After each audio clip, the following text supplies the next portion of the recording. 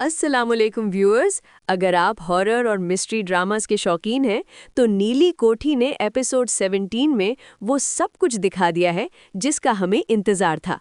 आज की वीडियो में हम बात करेंगे जैद और ज़ारा के सीक्रेट निकाह प्लान के बारे में और उस खौफनाक हकीकत के बारे में जो बिस्मा के सामने आ चुकी है। क्या नीली कोठी का राज खुलने वाला है? चलिए डिस्कस करते हैं।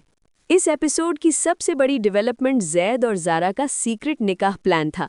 जैद की कश्मकश। जैद जो कि हालात के दरमियान फंसा हुआ है, उसने ज़ारा के साथ मिलकर ये बड़ा कदम उठाने का फैसला किया। लेकिन क्या नीली कोठी की दीवारों में छुपी ताकतें उन्हें ऐसा करने देंगी? बिस्मा का शॉकिंग रिएक्शन। बिस्मा को जब इस प्लान का थोड़ा सा भी अंदाजा हुआ तो उसका रिएक्शन देखने लायक था। उसके चेहरे के एक्सप्रेशंस ने बता दिया कि अब वो खामोश नहीं रहेगी। डायरेक्टोरियल पॉइंट ऑफ व्यू से देखा जाए तो एपिसोड 17 में हॉरर सीन्स को काफ़ी सटल मगर इम्पैक्टफुल रखा गया। सिनेमेटोग्राफी। नीले कोठी के अंधेरे कमरे और वहाँ की अजीबो-गरीब आवाज़ें व्यूअर्स को डराने में कामयाब रही हैं।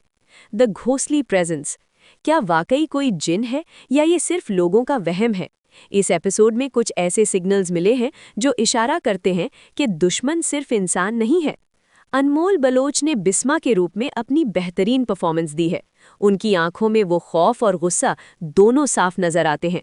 वहीं तलहा चाहोर जैद ने एक कंफ्यूज मगर मोहब्बत करने वाले लड़के का किरदार काफ़ी खूबसूरती से निभाया है। अगली एपिसोड के प्रोमो से लग रहा है कि सीक्रेट निकाह के वक्त कुछ बहुत बुरा होने वाला है। क्या बिस्मा कोई ऐसा कदम उठाएगी जो सबको हैरान कर देगा? क्या नीली कोठी का असली मालिक सामने आएगा?